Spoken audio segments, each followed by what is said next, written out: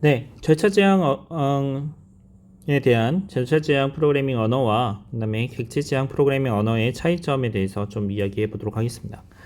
자, 일단은 우리 그 절차 지향이라고 이야기하면 이제 C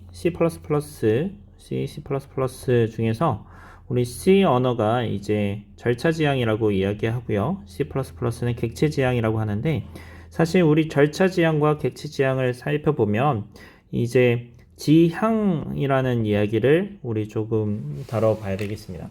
자, 우리가 이야기하면 절차적으로 프로그래밍하고 그다음에 객체적으로 프로그래밍한다. 그래서 어떻게 하면은 프로그램을 작성할 때 어떻게 프로그래밍을 작성할 거냐의 이슈가 되는 건데요. 여러분들이 이제 그 많은 사람들이 잘 이해하지 못하고 있는 것 중에 하나가 절차 지향 언어와 객체 지향 언어가 그 두 개의 차이점에 대해서 이제 잘 이해를 못하는 것 같아요. 그래서 객체 지향 언어를 이제 하는 사람들한테 절차 지향 언어를 이렇게 하는 사람이 너는 왜 C 프로그래밍에서도 이제 함수를 사용해서 프로그래밍을 하는데 결국 절차 지향 아니냐 이런 이야기들을 많이 합니다. 자, 절차 지향이라는 것 자체는 우리 절차 지향, 객체 지향, 이 지향이라는 말 자체에 있어서 가지고 있는 의미는 문제를 어떻게 풀 것인가입니다. 문제를 어떻게 풀 것인가. 자, 우리 이렇게 보게 되면 절차 지향 언어를 이렇게 살펴보면 기본적으로 이 절차를 가지고 이야기를 합니다. 그래서 메인 이렇게 있으면은요, 메인에서 보면 모든 데이터들이 다 이렇게 있고요. 그 데이터들을 넘겨줌으로써 그 절차들이 처리가 되는 거죠.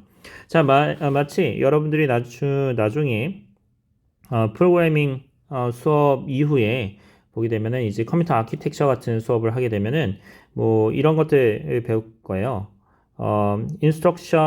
그 컴퓨터에서 이제 명령어를 처리하는 것을 보게 되면 인스트럭션을 이제 가져오고 인스트럭션 fetch, if, 인스트럭션 디코드, 그다음에 인스트럭션 제가 벌써 다 까먹었네요.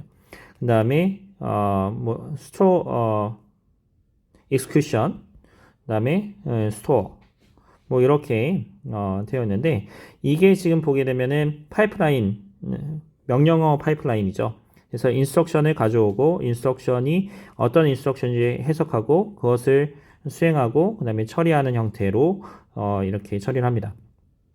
자, 이렇게 하려면 이제 instruction fetch, decode, execution, store 이렇게 하려면 그러면 이게 각각의 함수인 거죠.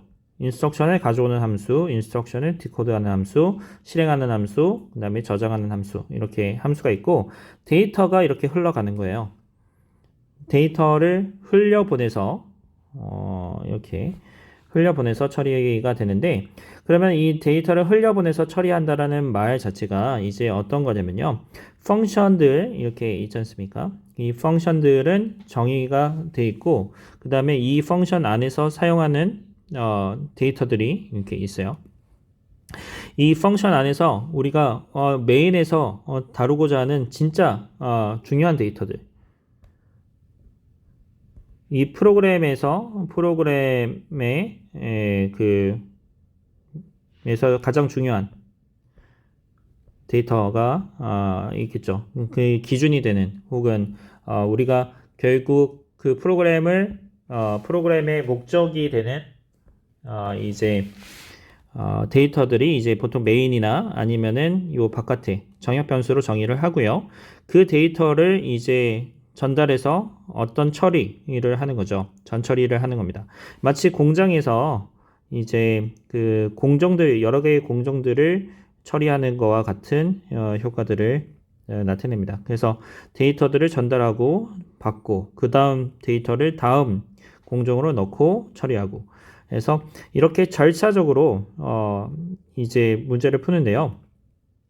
이 절차라는 것 자체를 이제 그 앞에서 제가 얘기했을 때 절차 지향 프로그래밍 언어다 이렇게 이야기했잖아요. 그러면은 문제를 해결하는 거는 문제 해결은 절차들의 나열이에요. 그러니까 어떻게 하냐면 어떤 문제를 해결하고 싶다. 그러면은 그 문제는 절차로 표현하자 이거죠. 절차로 표현하고 그다음에 절차와 절차의 관계로 표현하는 거죠. 그래서 1번 처리하고 그 다음에 2번 처리하고 전 처리하고 그 다음에 뭐 여러분들 뭐 과자 만드는 것도 마찬가지잖아요. 뭐 그 전 처리하고 소독하고 그 다음에 어떤 가공을 한 다음에 후 처리하고 이렇게 절차로 표현한 다음에 그 절차를 그 정의한 절차를 우리가 그 조합을 해서 데이터를 흘려보내는 거죠. 데이터를 흘려보내는데 그 흘려보내는 그 모든 그 과정들, 그 절차들을 어떻게 그 디자인할 거냐, 그리고 절차와 절차와의 관계들을 그 순서들을 어떻게 정의할 거냐, 그거는 프로그래머의 몫입니다. 자, 객체 지향 프로그래밍은 어떻게 되냐면 객체와 객체가 서로 상호작용하는 형태로 되어 있습니다. 자, 그래서 우리가 보면은 이 객체 지향 언어다 이렇게 이야기하면 얘는 부품이에요. 그러니까 전체 완성품과 부품 사이에서의 관계라고 생각하면 됩니다. 우리가 어떤 그 프로그램을 만들 때 이 그 프로그램에 있어서 그 완성품이 있고요. 그 완성품에 대해서 이제 부품을 정의해서 그 부품들을 처리한다고 생각한다면 딱 맞아 떨어지는데 이 부품이라는 것 자체가 각각의 객체이고 그 다음에 그 완성품도 객체인 거죠. 그래서 우리 객체라고 이야기했을 때 그 객체가 보면은 자그마한 컴포넌트로 계속 이제 객체를 만들어간 다음에 그 만든 부품들을 조립하는 형태로 완성품을 만들어가는 구조가 이제 오브젝트 오리엔티드 프로그래밍에 있어서 핵심이 되겠습니다. 그래서 객체 지향이다. 어떻게 하면 문제를 부품 형태로 쪼개고 표현하고 그 부품을 조립하는 형태로 표현하느냐. 그게 객체 지향이 되겠습니다. 자, 그래서 그 객체라는 걸 생각해 보면은 부품이잖아요. 부품. 그 부품을 보게 되면 여러분들 뭐 프라모델이나 아니면은 뭐 다른 뭐 인형 같은 것도 이렇게 보게 되면 인형의 부품에서 보면은 인형의 특징이 있고 그 다음에 인형의 뭐 기믹들, 뭐 그 행위들, 동작들 이런 것들이 있습니다. 그래서 각각의 객체마다 고유한 데이터와 펑션들이 정의되어 있고 그 객체들이 서로 상호작용하는 형태로 구성이 되어 있습니다. 자, 다음 좀 이렇게 보게 되면은요. C에서는 절차 지향이고요. 그 다음에 procedure 혹은 function이라고 하는 절차 혹은 함수라고 이야기하고 그 다음에 데이터 스트럭처, 데이터들이 결부가 되어 있습니다. 그래서 이 절차라는 것 자체는 결국 자기가 가지고 있는 거는 하나도 없어요. 자기 데이터는 하나도 없고 그 다음에 데이터 스트럭처라고 얘기하는 메인 프로그램에서 가지고 있는 데이터를 단순히 처리하는 형태로만 이제 되어 있습니다.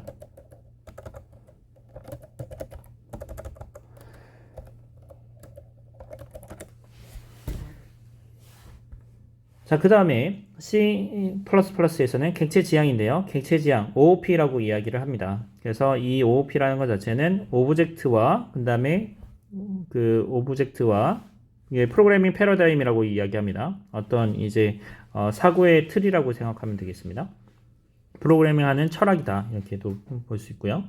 그래서 객체 혹은 개체 뭐 여러 용어들이 있는데 객체를 사용해서 객체와 객체 사이에서의 상호작용을 사용해서 프로그래밍을 합니다. 자, 그래서 어플리케이션 뭐 여기 보면은 서비스들 이렇게 있을 거고요. 그 다음에 컴퓨터 프로그램에 대해서 이제 표현을 합니다.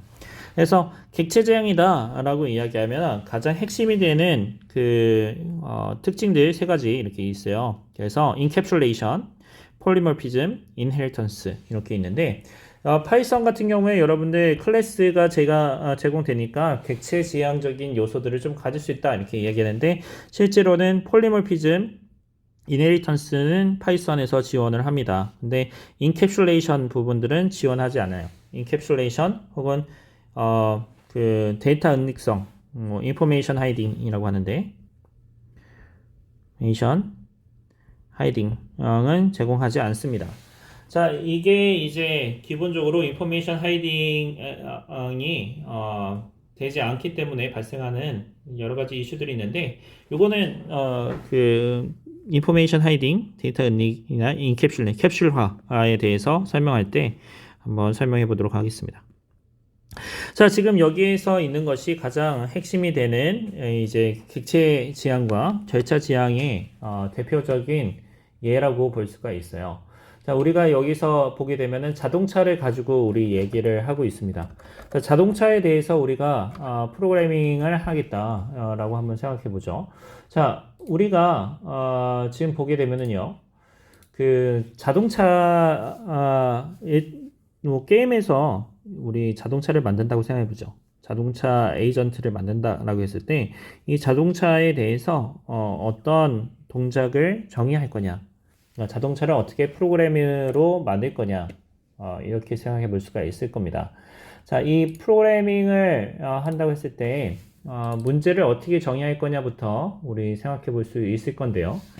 자, 이 프로그래밍을 하게 되면은요, 지금 보면은 자동차는 시동을 건다. 절차 지향적인 관점에서의 차의 그 연산들, 동작들을 이렇게 보면 시동을 건다. 그 다음에 accelerate, 그래서 가속을 한다. 그 다음에 그 핸들을 꺾는다. 스티어링 한다. 이렇게 하죠. 자, 그 다음에 브레이크 하고 요 절차들이 서로 상호작용하면서 동작을 하는 겁니다. 그래서 자동차 이렇게 보게 되면은 결국 여러 개의 함수들로 주어져 있습니다. 그래서 그 함수들이 어느 시점에 어떤 함수가 어느 시점에 호출이 될 건지, 그리고 어떤 데이터들이 동작하게 될 건지, 그거에 대한 이야기를 하는 것이 이제 Procedure Oriented View가 되겠고요. 자, Object Oriented View 같은 경우에 있어서는 보면은 타이어, 엔진, 액셀러레이터, 페달, 그 다음에 브레이크 페달, 그 다음에 휠, 뭐 이렇게 해서 운전대, 이렇게 해서 각각을 정의해 놓고, 그 다음에 그 각각이 이제 어떻게 다른 컴포넌트하고 서로 상호작용할 수 있는지를 정의를 하는 것입니다. 자, 여기서의 이제 보게 되면은 이제 그 오브젝트 오리엔티드 뷰나 프로시저 오리엔티드 뷰의 가장 큰 차이점 혹은 그 철학이 이렇게 딱 나오는데요. 일단은 프로시저 오리엔티드 뷰에서는 개발자가 모든 것을 다 알고 있어야 돼요. 어느 시점에 시동을 켤 건가. 그러니까 시동을 켜는 거 생각해 보면 accelerate 함수는 시동을 켜야지만 의미가 있는 거죠. 그러면은 그 함수를 호출해주는 프로그래밍을 하는 사람의 입장에서는 어떻게 해야 되느냐면 이그니션을 먼저 해야 되고 시동을 먼저 켜야 되고 그 다음에 accelerate를 해야 되고 그 다음에 스티어링은 뭐 중간에 할 수도 있고 없고 그 다음에 브레이크도 중간에 할 수도 있고 없고 뭐 이런 거를 지금 다 알고 있어야지만 프로그래밍을 할 수 있습니다. 자, 그에 반해서 우리 그 오브젝트 오리엔티드 뷰는 그거를 몰라도 상관없어요. 자, 스티어링 휠을 담당하는 사람은 스티어링 휠의 그러니까 운전대의 그 속성값, 그런 다음에 휠이 가지고 있어야 되는 행위, 동작은 어떻게 되는지만 알고 있으면 그러면은 뭐 괜찮습니다. 할 수 있습니다. 그 다음에는 이제 어떤 걸 하냐면 스티어링 휠과 그 다음에 타이어에 대한 구동계를 알고 있는 사람이 요거 두 개를 통합시켜 주기만 하면은 돼요. 자, 그 말은 즉슨 이 Procedure Oriented View는 분업을 하기가 어렵습니다. 뭐 X 했지만 어렵다. 근데 Object Oriented View는 분업이 가능합니다. 그리고 되게 효율적이죠. 왜냐면 내가 알고 있는 거만 할 수 있게끔 해주는 거니까 내가 잘하는 거는 그냥 더 잘할 수 있게끔 해주는 거죠. 이게 이제 우리 소프트웨어 공학에서 이야기하는 가장 핵심이 되는 철학 중에 하나가 이제 separation of concerns라는 개념인데 관심사를 구분시켜서 이제 하나의 함수가 하나의 동작만 하도록 하자. 혹은 하나의 클래스가 하나의 동작만 할 수 있도록 하자. 뭐 이런 그 소프트웨어 설계도 같이 들어갑니다. 그래서 설계적인 관점에서 우리가 생각해 본다고 한다면 모든 것을 전부 다 알고 있어야지 되는 프로그래밍 언어와 일부분만 알아도 프로그래밍 할 수 있는 언어의 생산성을 생각해 보면 당연히 이제 일부분만 알아도 되는 거를 할 수가 있겠죠. 더 생산성이 좋겠죠. 다른 말로 하게 되면은 어떤 게 되느냐면 이 그 절차지향적인 언어에서의 그 프로그래밍 구성하는 거는 모든 것을 다 알고 있어야 되기 때문에 숙달된 엔지니어가 없으면은 프로그래밍을 하기 어렵지만 이제 요 자동차 예를 봤을 때 부품들 사이에서의 그 인터랙션만 어떻게 인터랙션 하는지만 알고 그 다음에 내가 자동차 바퀴의 전문가다라고 하면 나머지 컴포넌트들 있죠. 이 나머지 컴포넌트들은 그냥 외부에서 사가지고 올 수 있어요. 컴포넌트를 그냥 구매해가지고 살 수가 있기 때문에 그렇기 때문에 생산성이 굉장히 좋아지고 그 다음에 굉장히 좋아지는 겁니다. 자, 그래서 객체라고 이야기하는데 객체가 무엇이냐 이렇게 이야기할 때 우리가 좀 조심해야 되는 것이 우리 한글에서 이야기할 때 다 객체로 번역을 해요. 근데 영어에서는 얘를 각각 다르게 이야기를 합니다. 자, 클래스도 뭐 클래스 이렇게 번역하기도 하지만 객체라고도 번역을 하고요. 오브젝트도 객체라고 번역하고요. 인스턴스도 객체라고 하고 뭐 이렇게 합니다. 자, 그래서 이 클래스는 이제 틀이다. 우리 제가 공부했을 때 20년 전에 공부했을 때 그때도 그 얘기를 했었어요. 붕어빵과 붕어빵 이 얘기를 했었는데 그 틀이 이제 클래스고요. 그 다음에 인스턴스가 이제 그겁니다. 붕어빵입니다. 자, 그 다음에 이 클래스라는 거 자체가 이제 C에서의 타입이죠. 자, 타입이고, 그 다음에 이 타입 자체는, 우리 메모리상에 할당되기 전에 어떤 형태로 구성되어 있는지 그 형태에 대해서 추상화를 시켜 놓은 겁니다. 그래서 object characteristic of a thing 이렇게 돼 있죠. 자, 그래서 오브젝트다. 오브젝트에 대한 특징들을 이제 추출해 놓은 거죠. 추상화해 놓은 거죠. 추상해 놓은 겁니다. 그래서 데이터를 표현하는 어트리뷰트와 그 다음에 동작을 사용하는 behavior로 구성이 되어 있습니다. 자, 그 다음에 오브젝트라고 이야기할 때 클래스의 패턴 뭐 이렇게 이야기하는데요. 일단은 이 오브젝트는 현실 세계의 대상 혹은 개념으로 이제 대응이 됩니다. 그래서 우리가 뭐 얘기한다면 먼저는 오브젝트고 그 다음에 이 오브젝트를 통해서 이제 이 컴퓨터 월드로 사용한다고 하면은 클래스로 틀을 만들고요.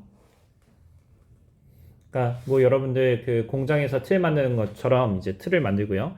이 틀을 가지고 인스턴스를 이제 찍어내는 거죠. 그래서 이 찍어내는 것이 이제 우리 메모리상에 찍어낸다는 것 자체가 메모리상에다가 이제 할당을 하는 겁니다. 자, 그래서 이 인스턴스라고 하면은 state가 이렇게 있는데 이 state는 set of values of attribute라고 되어 있어요. 그래서 집합인데 근데 그 attribute들 우리 클래스에서 클래스라는 틀에서 정의한 속성들 있죠. 속성이 있는데 그 속성에 값이 부여되어 있는 겁니다. 그래서 어느 특정 시점에서 우리 보게 되면은 값이 부여되어 있는데 각각 다 다를 수가 있습니다. 그 다음에 그 안에 이제 메소드, 어트리뷰트의 값을 변경시킬 수 있는 수단, 펑션, 멤버 펑션 다 같은 말이거든요. 메소드하고 그 다음에 펑션 전부 다 같은 얘기입니다. 자, 그래서 클래스에서 카가 있다고 한다면 어트리뷰트로 색깔, 캐패시티, 맥스 스피드, 그래서 용적은 어떻게 되는지, 그 다음에 최대 속도는 어떻게 되는지, 메소드로는 가속, 그 다음에 감속, 그 다음에 왼쪽으로 조향하는 거, 오른쪽으로 조향하는 거. 이게 있다고 한다면, 오브젝트 혹은 인스턴스라고 이야기하면 메모리상에 할당을 한 거죠. 그래서 변수 이름으로 페라리, 변수 이름은 현대 이렇게 생성을 할 수가 있습니다. 자, 그래서 앞서서 제가 클래스를 설명하기 전에 스트럭처에 대해서 이야기를 했었는데요. C++에서는 이제 보게 되면 차이점 요거 그다음에 키워드 이렇게 클래스라는 키워드가 다르고요. 그다음에 접근 지시자라고 하는 액세스 스페시파이어라고 하는 게 좀 다릅니다. 나머지는 또 보면은 여기 멤버 함수가 있고요. 나머지는 다 동일해요. 그러니까 스트럭처에서는 C에서의 스트럭처는 데이터만 표현한다. 그리고 그 데이터는 이형 데이터다. 라고 보면 되겠습니다. 자, 클래스를 선언하는 거 이렇게 보시면 이제 여기서도 스트럭트에서 얘기한 것처럼 스트럭트 키워드에 태그 네임 이렇게 썼는데 여기서는 차이점은 클래스 네임 자체만 쓰면 끝납니다. 스트럭트라는 키워드가 없이 그냥 사용자 정의형 자체를 그냥 바로 정의를 하는 거예요. 그래서 마치 사용자 정의형이 그 내장형 프리미티브 타입인 것처럼 우리 프로그래밍을 할 수 있게끔 하는 겁니다. 지금 제가 얘기한 게 굉장히 중요한 개념이거든요. 클래스 특별히 C++에서의 클래스는 프리미티브 타입처럼 취급한다. 이게 굉장히 중요한 이야기입니다. 자, 이 말인 즉슨 무슨 말이냐? 프리미티브 타입에서 정의하고 있는 그 연산들 있죠. 초기화하는 방법, 선언하는 방법, 어레이 하는 방법. 클래스에서도 보면은 프리미티브 타입을 멤버 변수로 또 가져갈 수 있잖아요. 그래서 클래스 안에서 또 멤버 변수로 클래스 타입을 또 정의할 수가 있습니다. 그래서 클래스는 프리미티브 타입처럼 취급한다. 자, 프리미티브 타입에서 생각해 보면 우리 프리미티브 타입에 예를 들면 인티저 타입이라고 보죠. 인티저 타입 같은 걸 보게 되면 덧셈, 뺄셈, 곱셈 뭐 다양한 연산을 정의할 수 있잖아요. 이와 같이 클래스에서도 지금 보면은 덧셈, 뺄셈, 곱셈과 같은 연산을 정의할 수가 있습니다. 그런데 프리미티브 타입은 이미 정의가 되어 있어요. 뭐 인티저, 그러면 정수, 캐릭터, 그러면 문자 이렇게 정의되어 있으니까 연산에 대해서 정의하는 것도 명확합니다. 그냥 정의할 수 있겠죠. 근데 사용자 정의형인 클래스에 대해서는 그게 없잖아요. 덧셈, 뺄셈, 곱셈 이런 내용을 이야기할 수 없지 않습니까? 그렇기 때문에 사용자가 역시 여기 클래스는 자, 생각해보면 사용자 정의형이라고 있죠. 그래서 따라서 프리미티브 타입하고 똑같이 취급하기 때문에 사용자 정의 연산자를 또 정의할 수가 있습니다. 그래서 이런 개념들이 뭔가 명확하게 정의가 되어 있지 않으면 다음부터 이해가 잘 안 되는 거예요. 그래서 사람들이 C++가 어렵다라고 얘기하는 것도 사실 이런 부분에 있어서 많이 걸리는 겁니다.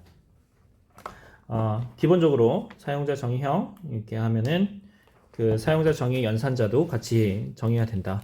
이렇게 보시면 되겠습니다. 자, 여기서 이렇게 보게 되면은 클래스 네임, 베리어블 메소드 이렇게 있고요. 인스턴시에이션을 하면은 다음과 같이 인스턴스가 생성이 됩니다. 이 생성이 될 때 각각의 다른 이렇게 뭐 중간 하나 빠진 것 같아요. 그래서 눈이 좀 얘는 눈이 없는데 이 눈이 이렇게 값이 다르게 들어갈 수 있다는 거죠. 네, 하나는 빨간색, 하나는 파란색 뭐 이렇게 메모리 상에 할당되어 있기 때문에 이 베리어블과 이 베리어블은 지금 서로 다른 영역에 있습니다. 그래서 중요한 게 우리가 이야기하면 요것도 있잖아요. 지금 파란색으로 표현된 부분이 있죠. 이게 영역이다라는 겁니다.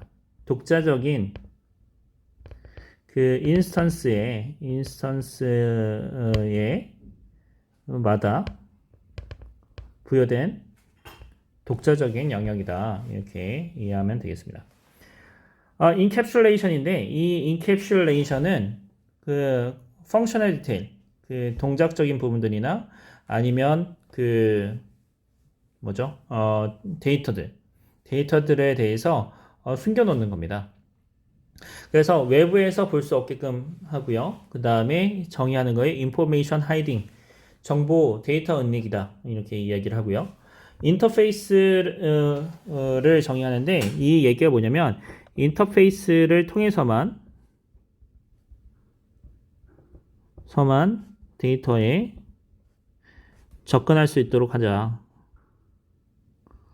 이렇게 하는 게 이제 인캡슐레이션이 되겠습니다.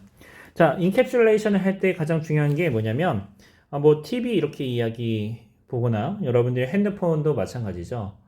그 핸드폰에 대해서 여러분들이 그 핸드폰 안에 어떻게 구성이 되어 있는지, 어떤 내용으로 구현을 하는지, 그리고 어떤 전기, 전압, 뭐 전류 이런 것들은 여러분들 알 필요가 없잖아요. 그래서 사용자가 몰라도 되는 거는 그냥 숨겨놓자. 그리고 사용자는 오로지 인터페이스만 알게끔 해서 그 인터페이스만 잘 맞으면 동작할 수 있도록 하자. 이게 이제 인캡슐레이션의 핵심이 되겠고요. 자, 이 인캡슐레이션이 지금 보게 되면 좋은 점. 그러면 왜 인캡슐레이션 하느냐? 이렇게 생각해 볼 수 있잖아요. 자, 인캡슐레이션이 필요한 이유는 인캡슐레이션이 보장되어야지만 여러분들 소프트웨어를 팔 수가 있습니다. 자, 여러분들 잘 생각해 보세요. 여러분들 인캡슐레이션이 안 돼요. 그래서 그 모든 것을 다 까볼 수 있다고 한다면 여러분들 소프트웨어를 팔 수가 없습니다. 여러분들이 개발한 소프트웨어를 바로 다른 사람이 리버스 엔지니어링 해서 그거를 가져다 쓸 수 있잖아요. 그런데 이 인캡슐레이션이 보장이 됨으로써 그 외부에는 데이터를 공개하지 않고 데이터를 처리할 수 있게끔 가져다 쓸 수 있게끔 왜냐? 인터페이스만 알고 있으면은 우리 프로그래밍 할 수 있으니까요.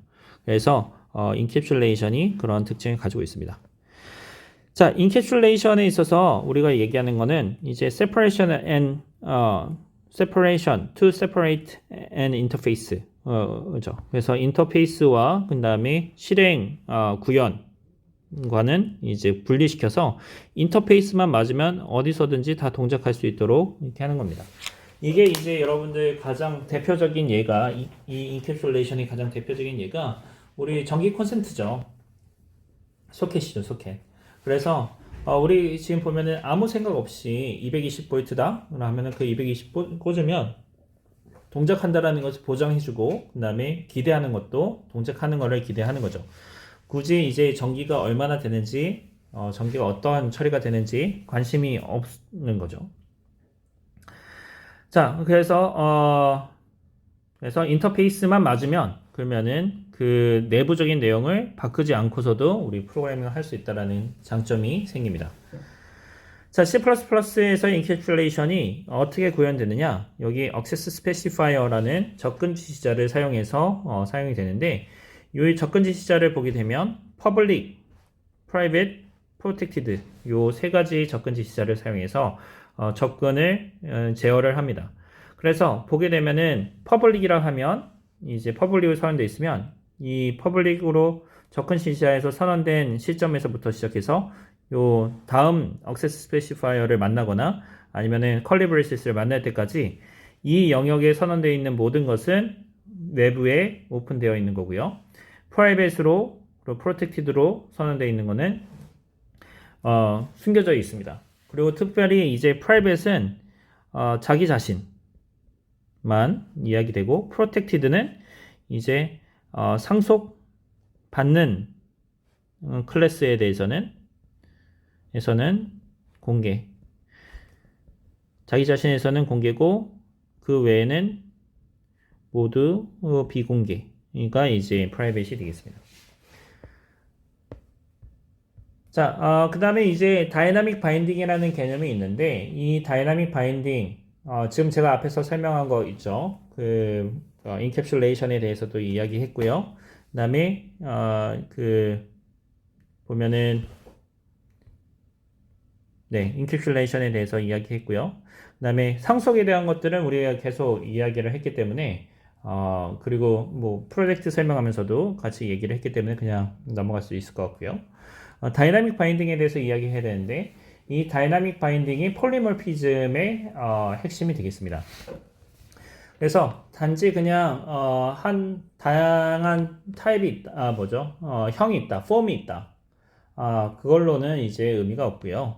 이 다이나믹 바인딩이 가장 이제 핵심이 되는 내용인데, 이 다이나믹 바인딩이라는 것 자체는 일단 설명해보면 여러 개의 그 바인딩이 있습니다. 네임 바인딩, 이거는 우리가 지금까지 사용했던 것이 이제 그 네임 바인딩이고요.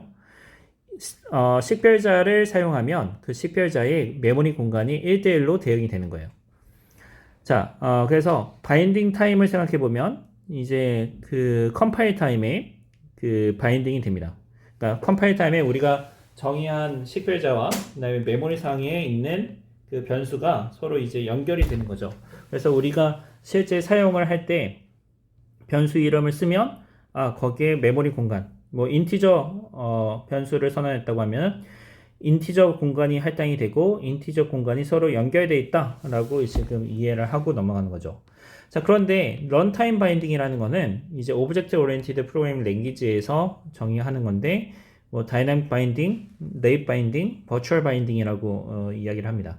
그래서 얘는 어떤 거냐면 실행 시간에 바인딩 하는 게 달라져요.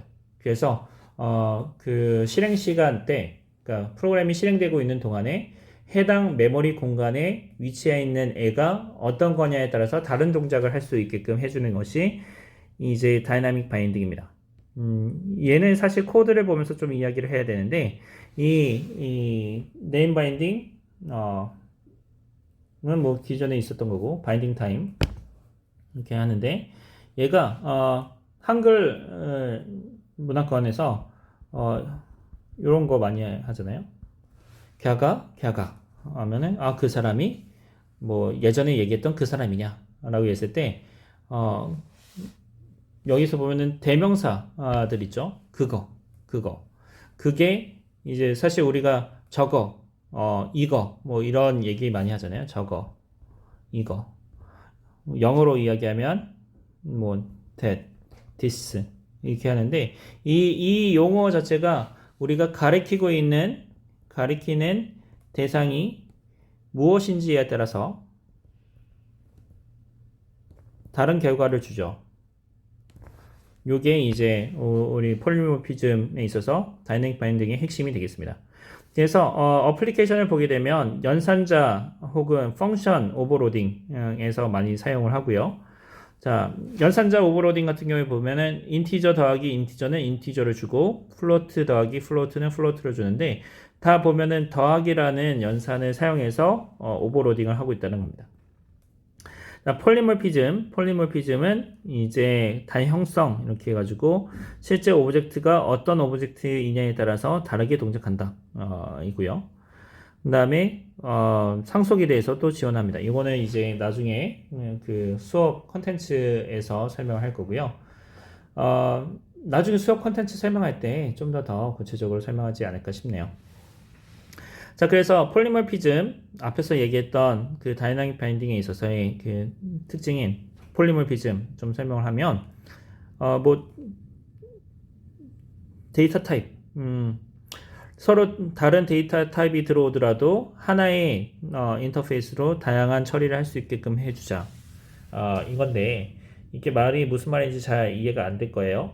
자, 일단은 C에서는 어떻게 하냐면 절대값을 구하는 함수 ABS, absolute function이라고 합니다. 이 absolute function을 할 때 보면 각 타입에 맞게끔 각각 함수를 따로따로 지정을 해줍니다. ABS, LABS, FABS 이렇게 지정을 해주는데, C++에서는 ABS라는 함수이고요. 여기에 어떤 데이터가 오느냐에 따라서 해당되는 로직이 동작할 수 있도록 만들어주는 게 이제 C++에서 제공하고 있는 그 폴리모피즘이 되겠습니다. 펑션 오버로딩이 되겠죠. 그래서 메리트는 코드의 그 가독성을 높여줘서 좀 더 수월하게 관리할 수 있도록 한다는 건데, 이 내용은 이제 사실 각각의 내용만 가지고 이야기할 때도 한 2, 3주 정도는 이야기해야 되는데요. 실습을 하면서 좀 더 많이 설명을 해볼 수 있도록 한번 준비해 보도록 하겠습니다. 자, 여기까지 이제 그 C++에서의 클래스, 구조체와 클래스에 대해서 개괄적인 설명을 마치도록 하겠습니다. 네, 감사합니다.